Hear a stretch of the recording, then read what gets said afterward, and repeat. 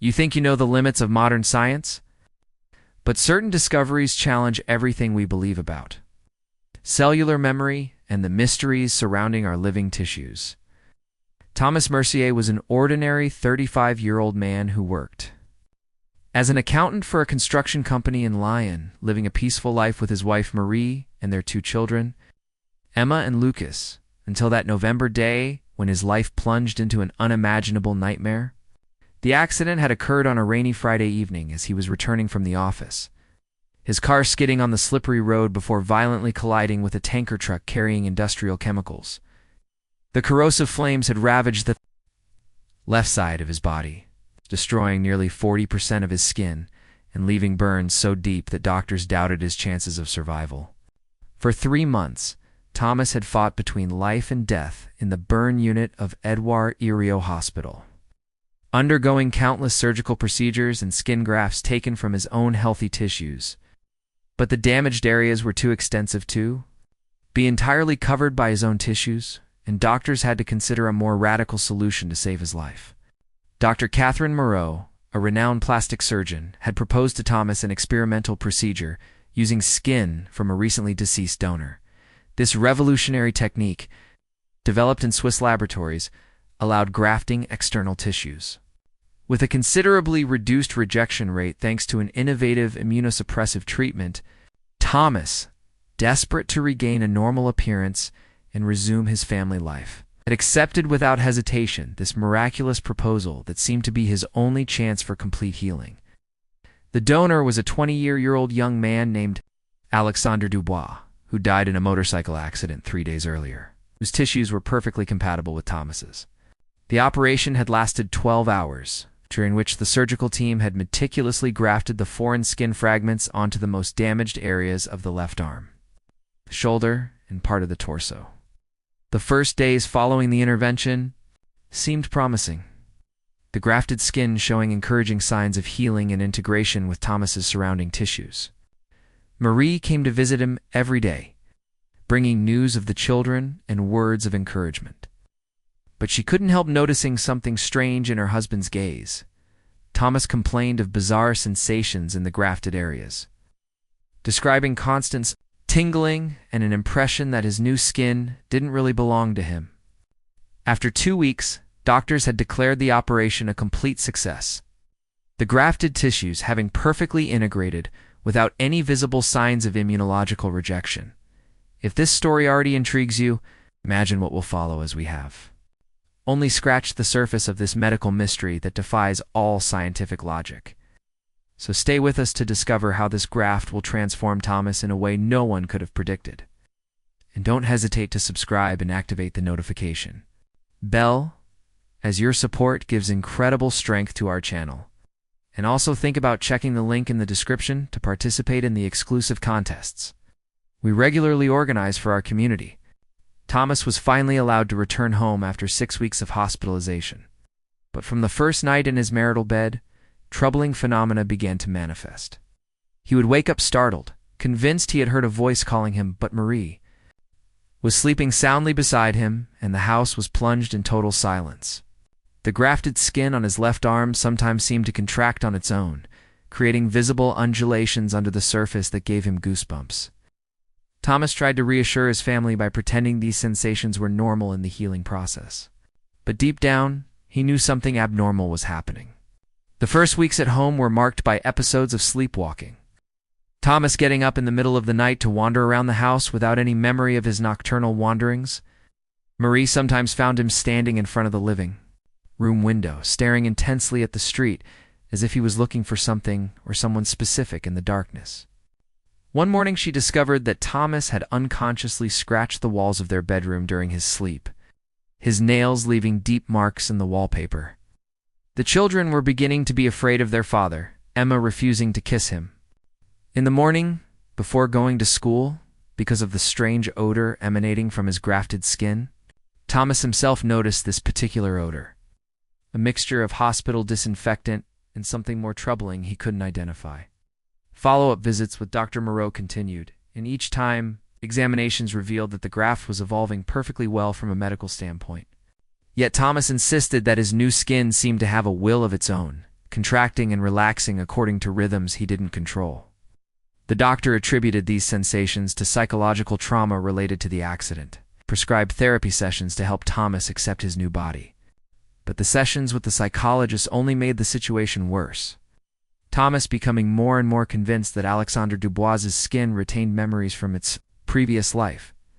He began having recurring dreams in which he saw scenes from the life of a man he didn't know, images of motorcycles, circuit racing, and sensations of speed. In these dreams, Thomas felt an inexplicable nostalgia for places he had never visited and people he had never met. At night, he would wake up with the impression that his left arm was trying to drag him somewhere, pulling his body toward an unknown destination. Marie was increasingly worried about her husband's behavior, who spent hours obsessively caressing his grafted skin while murmuring incomprehensible words. Thomas had developed a morbid fascination for motorcycles. He who had never shown the slightest interest in this type of vehicle before his accident. He spent hours on the internet watching motorcycle racing videos, his eyes shining with an unhealthy excitement that Marie had never seen in him before. One day, she discovered him compulsively drawing motorcycle diagrams with his left hand. Even though he was right-handed and had no artistic talent, the drawings were of troubling precision, detailing motorcycle models he claimed not to know, but which his left hand seemed to reproduce automatically. Thomas began talking in his sleep, pronouncing unknown names and telling stories that didn't correspond to his own life. Marie secretly recorded these nocturnal monologues and discovered with horror that her husband was describing memories that seemed to belong to Alexandre Dubois. He spoke of a girlfriend named Sophie, a motorcycle repair garage on Republic Street, and a scar on his right thigh resulting from a fall at age 12. Intrigued and terrified, Marie decided to conduct her own investigation into the life of Alexandre Dubois, the skin donor who now haunted her husband's existence. She discovered that all the details mentioned by Thomas in his sleep corresponded exactly to the reality of Alexandre's life, information it was impossible for him to know. Alexandre indeed had a girlfriend named Sophie, worked in a garage on Republic Street, and had a scar on his right thigh following a bicycle accident in his childhood. This discovery plunged Marie into a state of absolute panic, realizing that her husband was perhaps becoming someone else under the influence of this cursed graft. She tried to broach the subject with Thomas, but he categorically refused to admit that his personality was changing. Yet evidence accumulated day after day, Thomas adopting ways of speaking, culinary tastes, and habits that weren't his own. He had developed a sudden aversion to the coffee he had always loved, now preferring green tea, which he had always hated. His musical tastes had also changed radically, abandoning his collection of classic jazz to obsessively listen to metal rock played by Alexandre's favorite bands. Marie sometimes found Thomas humming melodies he claimed not to know, but which his bodily memory seemed to have recorded. The children increasingly avoided their father, frightened by his behavioral changes and by the intensity of his gaze when he stared at them. Thomas had begun calling them by nicknames he had never used before. Diminutives that Marie discovered were those Alexandre gave to his nephews. The situation reached a critical point when Thomas announced he wanted to change careers to become a motorcycle mechanic, abandoning his accounting career he had practiced for 15 years. He had acquired inexplicable technical knowledge about engines and mechanics, capable of diagnosing their neighbors' car breakdowns with stunning precision.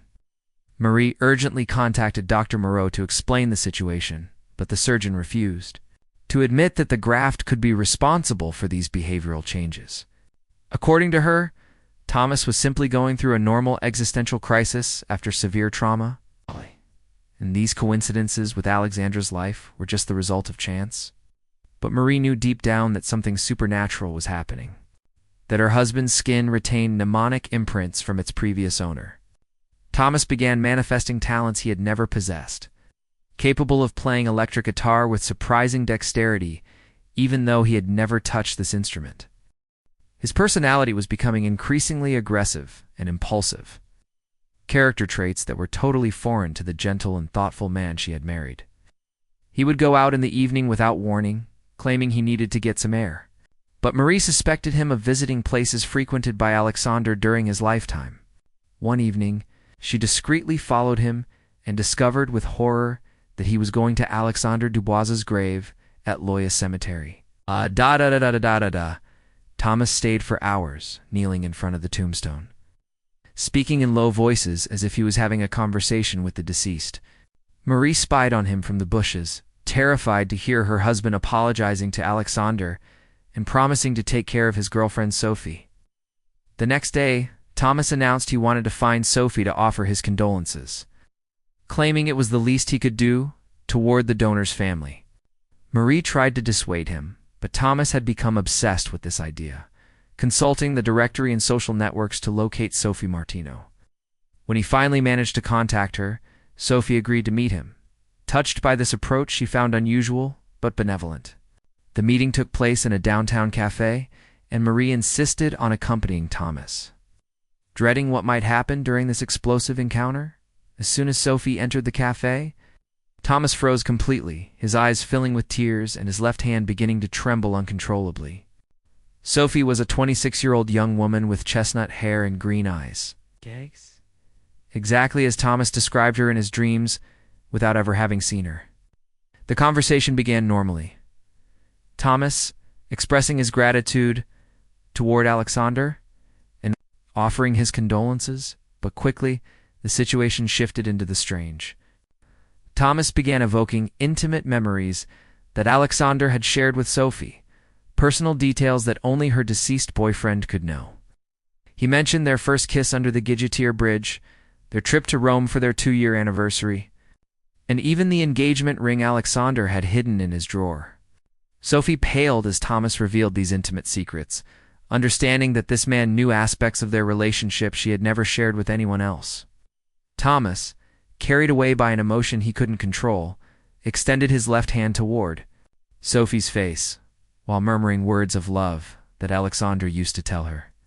Sophie recoiled abruptly, terrified by this surreal situation, and Marie had to physically restrain Thomas, who was trying to follow her while shouting the name of his deceased beloved. The scene caused a scandal in the cafe. Other customers, witnessing in amazement this possession crisis that surpassed human understanding. Marie brought Thomas home by force, but he had entered a trance state, demanding Sophie and threatening to harm himself if prevented from seeing her again.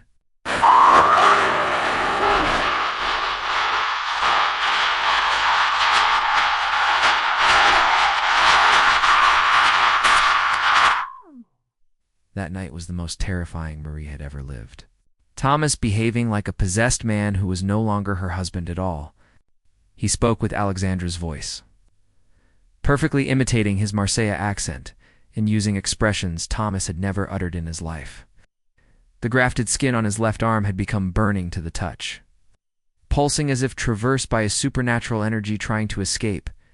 Thomas compulsively scratched his new skin, trying to tear it from his body while screaming that it didn't belong to him and wanted to return home. Marie called emergency services, but doctors found no rational explanation for Thomas's condition, his vital signs being perfectly normal despite his crisis. They attributed his behavior to post-traumatic psychosis and recommended hospitalization in a psychiatric ward for thorough evaluation. But Thomas categorically refused to be interned, claiming that doctors understood nothing about what was really happening to him. He explained to Marie that Alexandre's skin retained all his memories, motions, and even part of his soul, creating a terrifying symbiosis between the two men. According to him, Alexandre was trying to regain control of his body to recover his former life, using the grafted skin as an anchor point in the world of the living. Marie began believing her husband's supernatural explanations, having witnessed too many inexplicable phenomena to continue denying paranormal evidence. She decided to discreetly consult a specialist in paranormal phenomena, Professor Dubuc, who studied cases of possession and cellular memory.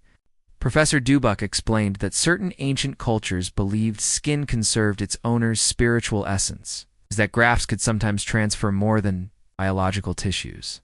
He evoked similar cases documented in alternative medical literature, where grafted patients developed multiple personalities corresponding to their donors. According to him, Thomas was victim of a rare but real phenomenon called cellular memory, where grafted cells retained information from their original host. The professor proposed to perform medical exorcism sessions, an experimental technique combining hypnosis and spiritual purification rituals. Marie accepted this desperate solution, ready to try anything to save her husband from this progressive possession that was destroying their entire family. The first sessions took place in Professor Dubek's office, a dark room filled with candles. An incense designed to create an atmosphere conducive to rituals, Thomas was placed under deep hypnosis, while the professor tried to communicate directly with Alexandre's spirit haunting his grafted skin. At first, the sessions seemed to bear fruit, Thomas temporarily recovering his normal personality and authentic memories. But Alexandre resisted more and more strongly to the exorcism attempts, using the skin as a fortress to protect his presence in Thomas's body. The grafted skin contractures became increasingly violent, creating visible deformations that gave the impression something was trying to escape from inside. Thomas suffered atrocious pain during these episodes, describing the sensation of being torn apart. Between two souls fighting for control of his existence, Marie helplessly watched her husband's progressive deterioration, who alternated between moments of lucidity and increasingly intense possession crises. The children had been sent to their grandparents, Marie considering the house had become too dangerous for their psychological safety. One night, Thomas disappeared from the house without leaving any traces, abandoning his clothes and personal belongings as if he had wanted to erase all trace of his identity. Marie found him the next morning in the garage where Alexandre worked, Thomas having managed to break the lock to penetrate the familiar places of his donor. He was kneeling among the motorcycles, tenderly caressing the machines Alexandre used to repair, murmuring apologies for having abandoned his work. Alexandre's colleagues, present in the garage, were terrified by this ghostly apparition of a man who seemed to intimately know their deceased colleague. Thomas spoke to them about projects Alexandre had in progress before his death, clients waiting for their repairs, and even personal problems each mechanic was going through. This impossible knowledge of private details gradually convinced Alexandre's professional circle that something supernatural was really happening before their eyes. Marie had to call the police to retrieve Thomas, who refused to leave the garage, claiming he had to finish the work Alexandre had left pending. Law enforcement was perplexed by this unprecedented situation. Thomas, having technically committed no serious crime other than minor breaking and entering, the garage owner, moved by this troubling story, authorized Thomas to return whenever he wished, convinced that Alexandre was trying to communicate with his former colleagues. This permission had a temporary calming effect on Thomas, who found some semblance of peace when he could frequent the places dear to Alexandre. But this lull was short-lived, Thomas soon developing a morbid obsession with Alexandre's motorcycle, a green Kawasaki Ninja that Sophie kept in her garage. He begged Marie to help him convince Sophie to sell him this motorcycle, claiming that Alexandre was asking him to take care of his favorite machine. Sophie, traumatized by their first meeting, categorically refused any contact with Thomas, whom she considered a dangerous mentally ill person. This frustration fueled Alexandre's anger, who increasingly took control of Thomas's body, transforming this gentle man into a violent individual and unpredictable. Thomas began manifesting self-destructive behaviors, hitting his head against walls when he felt Alexandre's presence in his mind. He sometimes tried to tear off his grafted skin with sharp objects, creating bloody wounds that Marie had to treat in medical emergency. Hospital doctors were increasingly worried about Thomas's evolution, his self-inflicted wounds regularly endangering his life. They proposed amputation of the grafted area, considering this radical solution could end their patient's psychosomatic disorders. But Thomas energetically refused this option, claiming that Alexandre would kill him if he tried to destroy the only link connecting him to the world of the living.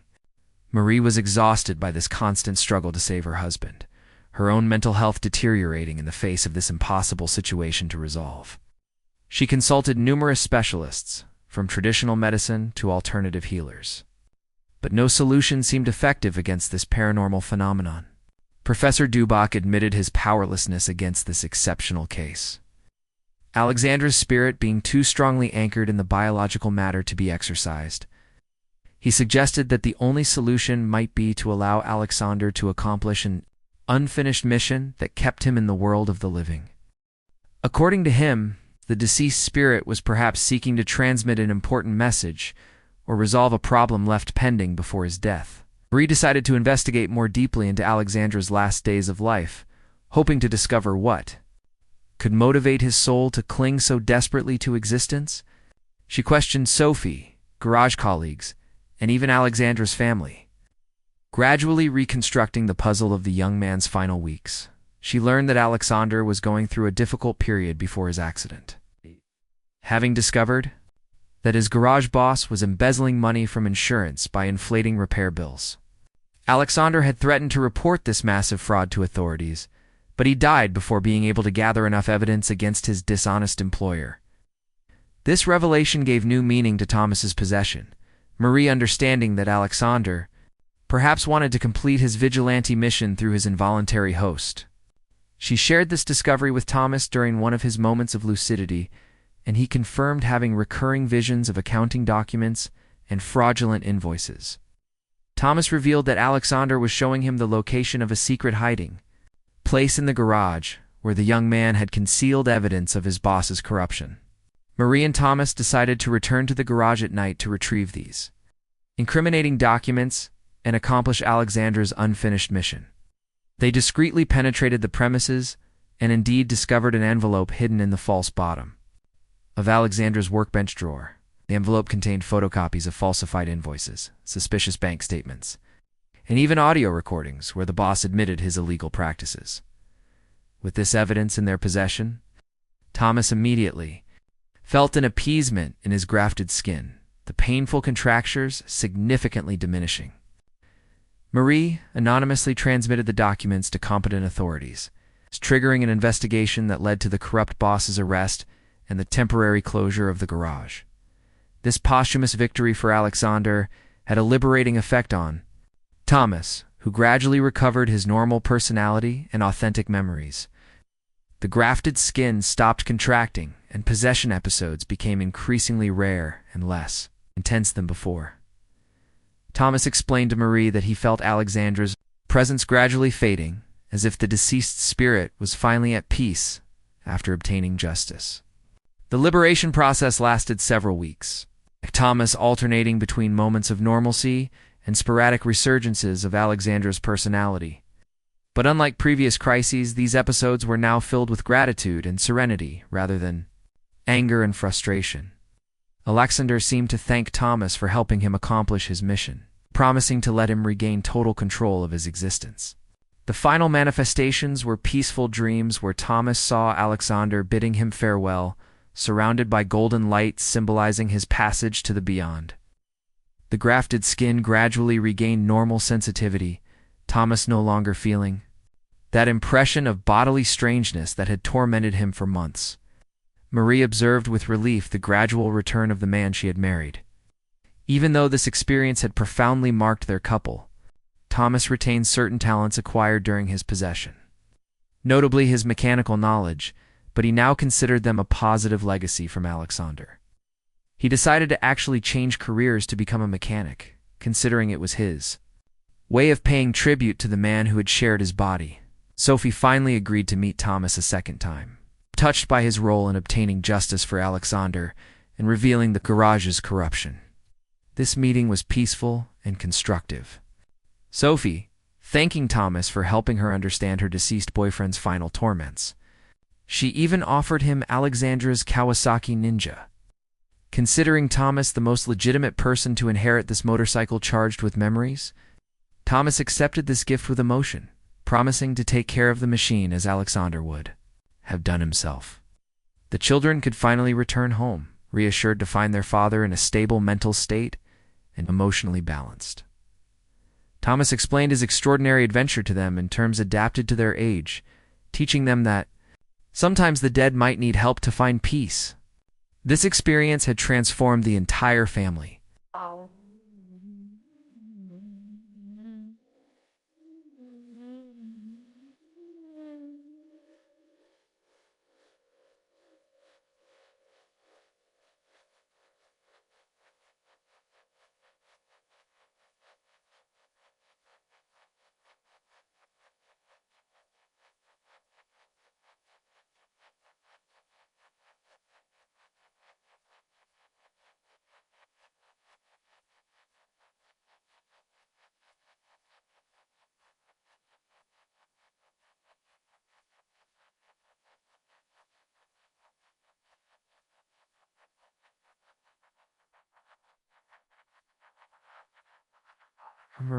Marie carefully kept the documents that proved the reality of their paranormal adventure, knowing that few people would accept believing such an implausible story.